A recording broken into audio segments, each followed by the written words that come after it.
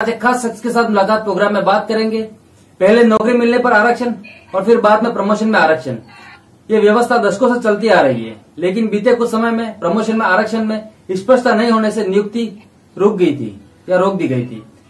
कुछ यही दलील राज्यों की ओर से सुप्रीम कोर्ट में दी गई, जिसके बाद सुप्रीम कोर्ट ने अपने पहले की दलील को आधार बनाते हुए मामले में दखल देने से इनकार कर दिया। सुप्रीम कोर्ट ने कहा, राज्य निर्धारित डेटा इकट्ठा करने के लिए बाध्य हैं और ऐसे में प्रमोशन में आरक्षण का पैमाना खुद राज्य तय करे। हालांकि इसके लिए रिव्यू करना जरूरी है। दरअसल प्रमोशन में आरक्षण का मामला 2017 से सुप्रीम कोर्ट में अटका हुआ है और इसी के चलते पूरे केंद्र और राज्य सरकारों ने याचिका दायर की थी, जिस पर सुप्रीम कोर्ट ने फैसला देते हुए कहा कि कोर्ट मामले में दखल नहीं दे सकता है। अब देखना होगा इस फैसले का असर कब तक देखने को मिलता है। इसी पर आज का सवाल है कि आरक्षण पर सुप्रीम कोर्ट का फैसला कितना आम है और क्या वास्तव में डेटा एकत्र करना इतना कठिन है कि राज्य सरकार नहीं कर सकती। इसी पर चर्चा करने के लिए हमारे साथ एक खास मेहमानों का दो पैनल जुड़ गया है, जिसे आप देख पा रहे हैं। सुप्रीम कोर्ट के अधिवक्ता संजय के चड्डा और पिछड़ा वर्ग ST/SC महासंघ राजस्थान के प्रदेश अध्यक्ष राजपाल मीणा। आप दोनों का बहुत बहुत स्वागत है आज के हमारे प्रोग्राम में। संजय जी, मैं आपसे शुरुआत करता हूं, क्योंकि सुप्रीम कोर्ट ने जो फैसला दिया है और सीधे तौर पर कहना है कि वो दखल नहीं दे सकते हैं, इस पर इस पूरे फैसले को हम आपसे समझना चाहेंगे और फिर इस चर्चा को हम आगे बढ़ाते हैं। रिजर्वेशन एक बहुत अहम पहलू है। जैसा कि हमारे कॉन्स्टिट्यूशन में आर्टिकल 16 में इसकी एक बात की गई है और किस प्रकार से अफर्मेटिव एक्शन के द्वारा जो दबे हुए कुचले हुए लोग हैं उनको ऊपर उठाने का कार्य कॉन्स्टिट्यूशन ने केंद्र सरकार को, राज्य सरकारों को, सबको इस चीज की परमिशन दी है। कॉन्स्टिट्यूशन का मैंडेट है कि जो दबे हुए कुचले हुए लोग। अब प्रश्न है कि आज जिस विषय में हम लोग बात कर रहे हैं प्रमोशन के संदर्भ में, कैसे प्रमोशन में भी क्या रिजर्वेशन लागू होना चाहिए, नहीं होना चाहिए, ये मुद्दा कई दफा हमने देखा, इस पे कई बार चर्चाएं होती हैं। और इस परिप्रेक्ष्य में जो हम सबसे पहले तो इंदिरा साहनी का जजमेंट है उस 1992 का, लेकिन उससे भी M 2006 का जो है M नागराजा का जजमेंट, उस जजमेंट को बेस बना के आज जो सुप्रीम कोर्ट का जजमेंट है उसमें कहा गया है, क्योंकि जैसा कि आपने बताया कि पिछले 3 साल से ये अपील पेंडिंग थी, जो कि ये जो राज्य सरकारों के द्वारा और केंद्र सरकार के द्वारा ये अपील फाइल की गई है कि क्लियरिटी लाने की। नाउ सुप्रीम कोर्ट ने बड़े स्पष्ट शब्दों में 2-3 बातें कही, वो मैं आपके समक्ष रखना चाहता हूं। पहली बात, सुप्रीम कोर्ट ने क्लियरिटी देते हुए कहा कि हम किसी भी तौर पे M नागराज केस में जिस प्रकार से कहा गया है उसको हम चेंज नहीं कर रहे हैं, हम उसी पर रिलायंस देते हैं। और जो निर्णय कॉन्स्टिट्यूशन बेंच, भूलने की बात नहीं है, 5 जजेस के द्वारा 2006 में वो निर्णय किया गया था। अब उस निर्णय में 3 चीजें बड़ी अहम है।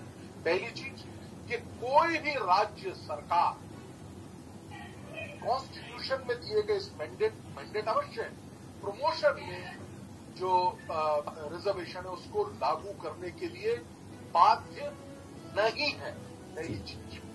दूसरी चीज, अब सर्कमस्टांसेस ऐसे हैं कि कोई राज्य सरकार प्रमोशन में भी इसको लागू अगर करना चाहती है तो उनको एडुकेट डाटा निकालना होगा, क्वांटिफाई करना होगा कि एडुकेट रिप्रेजेंटेशन है कि नहीं। दूसरी चीज।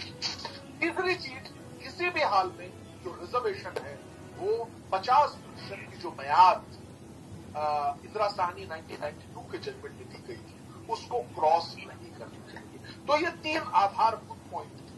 अभी क्या हुआ कि इन आधारभूत, ये कानून की व्यवस्था है, आज का कानून ये राज्य सरकारों ने और केंद्र सरकार ने स्वयं इसमें पिटीशन में लिखा कि बड़ी दिक्कतें आ रही हैं, हमको कई अड़चने आ रही हैं। तो केंद्र सरकार, तो सुप्रीम कोर्ट इस प्रमोशन में लागू करने में आपको अड़चने आ रही हैं। तो सुप्रीम कोर्ट ने कहा अगर आपको अड़चने आ रही हैं, आपको दिक्कतें हो रही हैं, तो हम कोई वाटर टाइट फॉर्मूला नहीं दे सकते। कई कारण है उसके, क्योंकि हर प्रदेश का अपना प्रतिनिधित्व कैसा है।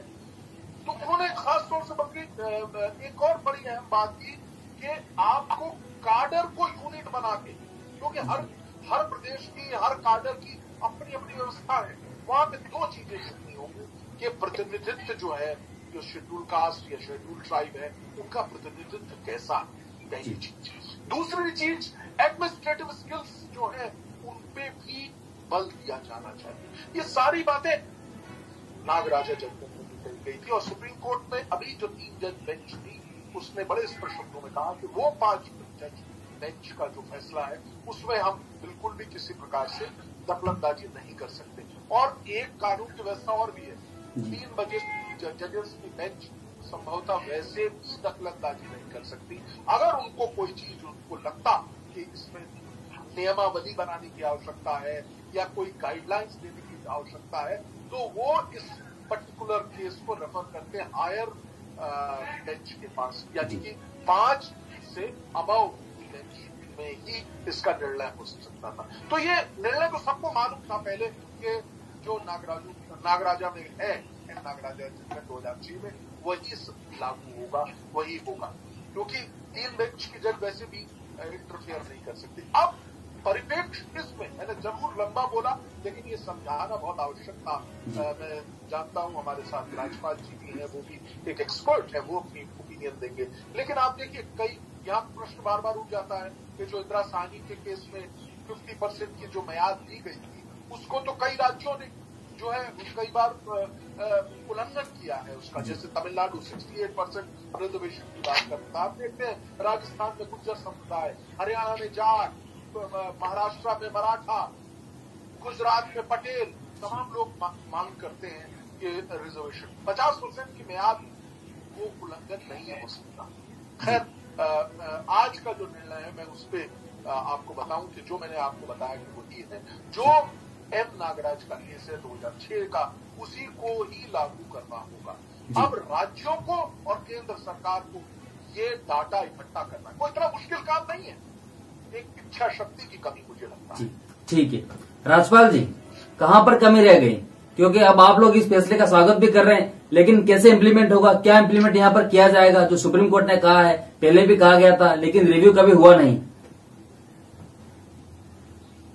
आदरणीय, ऐसा कुछ नहीं है, क्योंकि माननीय न्यायालय में जो पैरवी करते हैं लोग, वो अपने तथ्यात्मक तरीके से करते हैं। माननीय न्यायालय उसके आधार पर अपना निर्णय जारी करता है। प्रॉब्लम क्या आ रही है कि कोई भी स्टेट या कोई भी सेंट्रल गवर्नमेंट ये नहीं चाहती कि SC/ST का जो पर्याप्त प्रतिनिधित्व वाला डेटा है वो कलेक्ट करे और इसको की क्रियान्विति माननीय न्यायालय के आदेशों की पालना करे। सब अपनी मनमर्जी से, ये राजस्थान सरकार का ले लो या और स्टेटों का ले लो, सभी जगह है कि जिसकी लाठी में दम है वही अपना काम कर रहा है। हमारे राजस्थान में तो बड़ी विडम्बना है कि जब से सुप्रीम कोर्ट का निर्णय है उसके बाद भी या पहले के जितने भी कानून कायदे जो नियम नोटिफिकेशन जारी हो रखे हैं, जो कार्य विभाग हमारे यहाँ का राजस्थान का DOP जारी करता है, उन आदेशों की पालना खुद कार्य विभाग ही नहीं करता। तो आप ये जानते हैं कि इनकी सोच, इच्छा शक्ति नहीं है इनमें, ऐसा वो इनकी एक सोच इतनी SC/ST के प्रति सही नहीं है जिससे कि इनको लाभ दिया जा सके। आपको पता है कि पहले भी रोस्टर का संधारण हुआ करता था हमारे राजस्थान के अंदर। 1975 में रोस्टर का संधारण 40% का हुआ करता था। उसकी क्रियान्विति आज तक, जब से ये सब्बरवाल का जो डिसीजन आया था माननीय न्यायालय का, उस दौरान इन्होंने 20/11/97 से 100% रोस्टर लागू किया था। 100% रोस्टर का आज भी ताज्जुब करोगे कि हमारे राजस्थान के अंदर तो राजस्थान खुद कार्य विभाग से हमने RTI में सूचना ली कि रोस्टर रजिस्टर का की कॉपी प्रति हमें उपलब्ध करा है। तो उन्होंने ये लिख के हमें सूचना मिली कि रोस्टर रजिस्टर को खोजा जा रहा है। तो जो आदमी इसे 20/11/97 को लगभग 25 साल होने वाले हैं और उनके बाद भी आपको रोस्टर खोजा जा रहा है, तो उनकी सोच कितनी अच्छी होगी ये भी आप मानते हैं। माननीय न्यायालय की सोच अच्छी है, जज की सोच अच्छी है कि भाई SC/ST का आज की में भी जितना उनको उठना चाहिए था, समाज को आगे बढ़ना चाहिए था, वो नहीं बढ़ा है। उसका कारण क्या है कि जो भी हमारे नियम बनाने वाले हैं उनका SC/ST के प्रति संवेदनशील नहीं है। साथ ही हमारे जितने भी कार्य विभाग में बैठे अधिकारी हैं उसमें आरक्षित वर्ग का प्रतिनिधित्व न होने के कारण आज हमारा कोई भी काम हमारा सुचारू रूप से नहीं हो रहा है।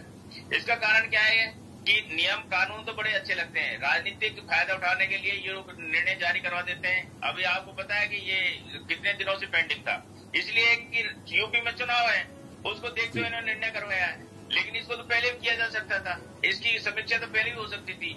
उसके बाद जब एम नागराज वाला डिसीजन आया था तो राजस्थान के अंदर 11/9/11 की अधिसूचना जारी की गई थी।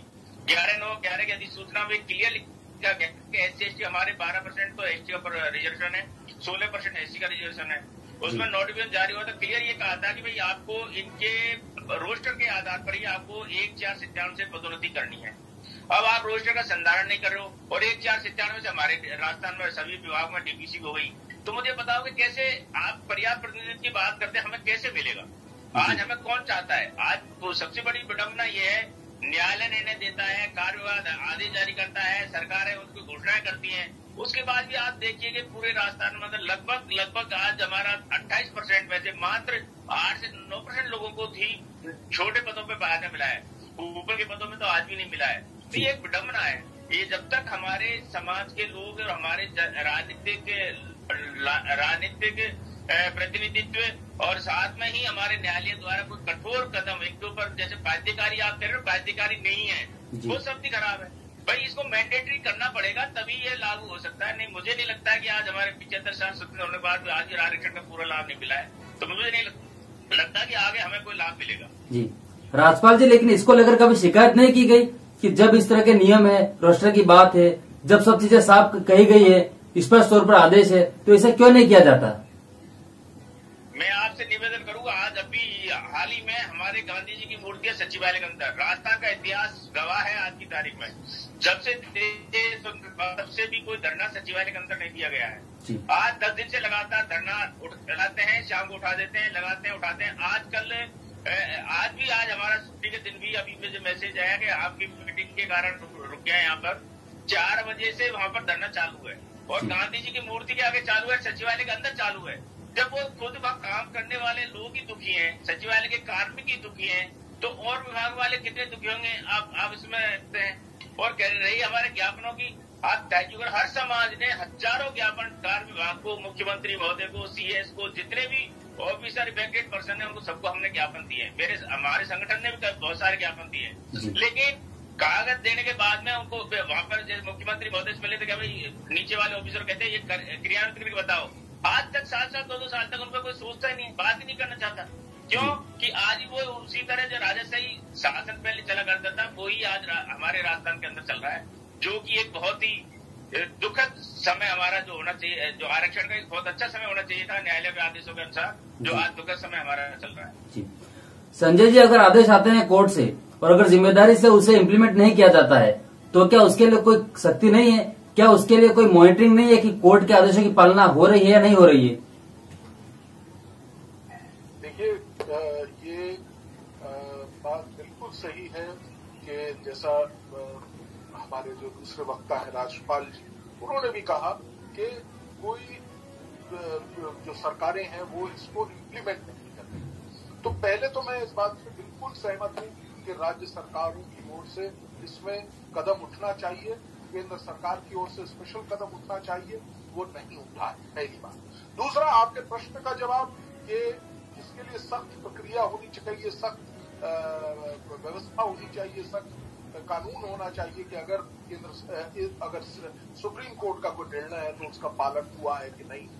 जी, मैं आपको बताना चाहता हूं, यहाँ पे अगर पक्षकार चाहे तो वो कंटेम्प्ट ऑफ कोर्ट की फाइल कर सकते हैं।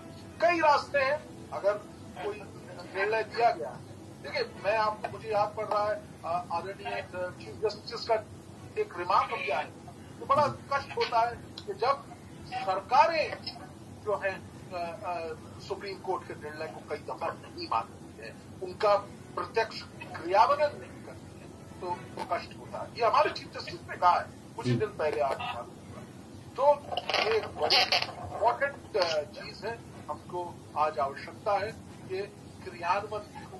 निर्णय आ रहे हैं, बहुत अच्छे निर्णय आ रहे हैं, वो निर्णय देश हित में है, लेकिन उन निर्णयों का क्रियान्वयन नहीं हो रहा है, ये थोड़ी सी गलत बात है। जी, राजपाल जी, क्या वाकई में डेटा कलेक्ट करना इतना मुश्किल है कि राज्य सरकार उसे नहीं कर सकती है, जानबूझकर करना नहीं चाहती है?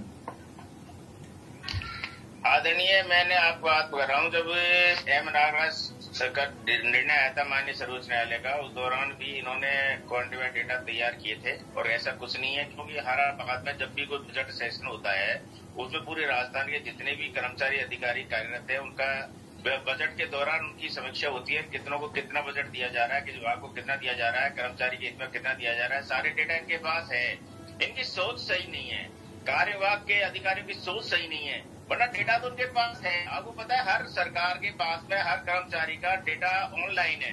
पहले तो क्या के रजिस्टरों में इनमें अलग अलग होता था, लेकिन आजकल तो हर चीज को आपने ऑनलाइन कर दिया।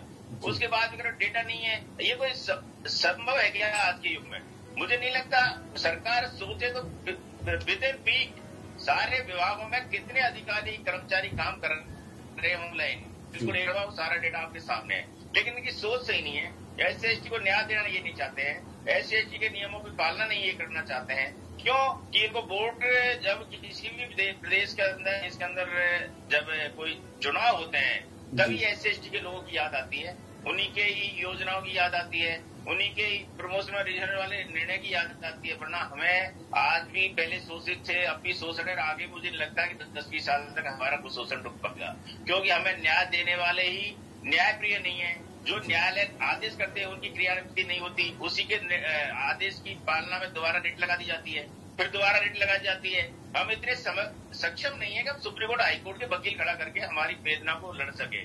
सबसे बड़ी कमजोरी है हमारे समाज की। मानते हैं हम 1% लोग आज राज्य की सेवा में है, तो ये नहीं है पूरे समाज हमारा आगे बढ़ गया है।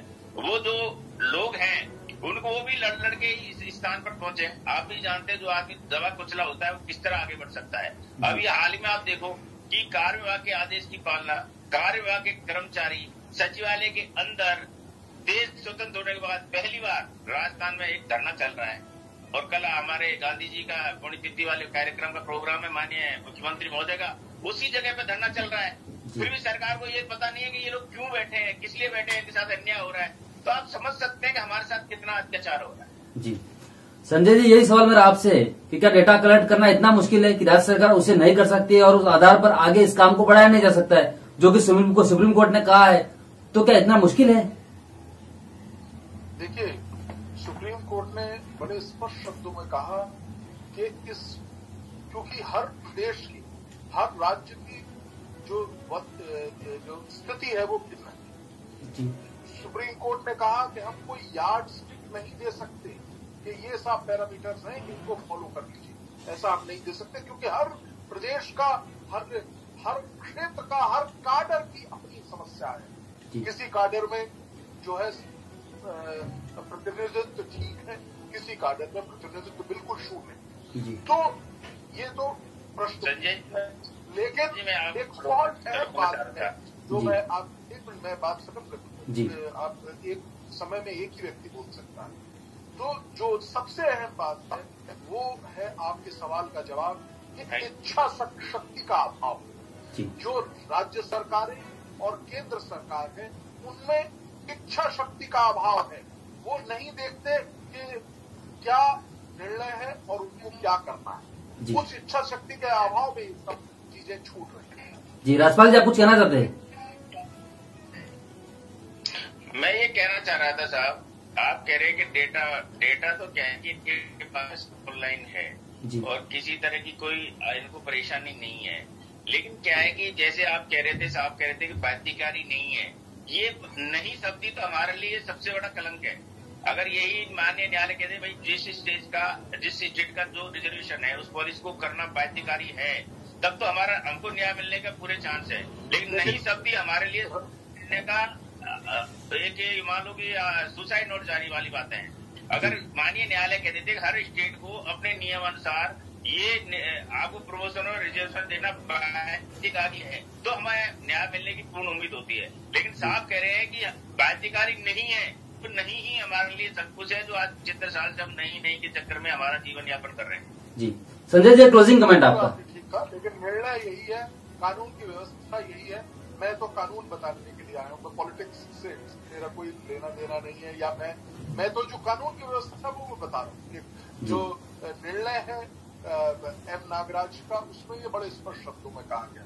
हो सकता है कि इसको चैलेंज किया जाना चाहिए था, स्पष्टीकरण केंद्र सरकार के द्वारा मांगा जाना चाहिए था, उन्होंने वो सब नहीं किया। और इसका एक उपाय है, उसका उपाय ये है कि अगर राज्य सरकार पर आप दबाव बनाइए, और राज्य सरकार बाध्य नहीं है ये कहा गया, और चाहे तो वो कर सकते हैं ये कहा गया है, उनको एक एप्रोप्रिएट डाटा क्रिएट करना पड़ेगा, क्वांटिफाई करना पड़ेगा कि इन कार्डर्स में सर्विस का प्रॉपर रिप्रेजेंटेशन नहीं है, तो उसके बाद ये किया जा सकता है। तो इसके लिए जो सुप्रीम कोर्ट का मैंडेट है वो यही है कि आप अपनी राज्य सरकार को कहिए कि ये करें, और राज्य सरकार आपके कहने पे ये करेगी। ठीक है, आप दोनों नंबर 1 इंडियन के लिए समय निकाला, उसके लिए आपका बहुत बहुत धन्यवाद।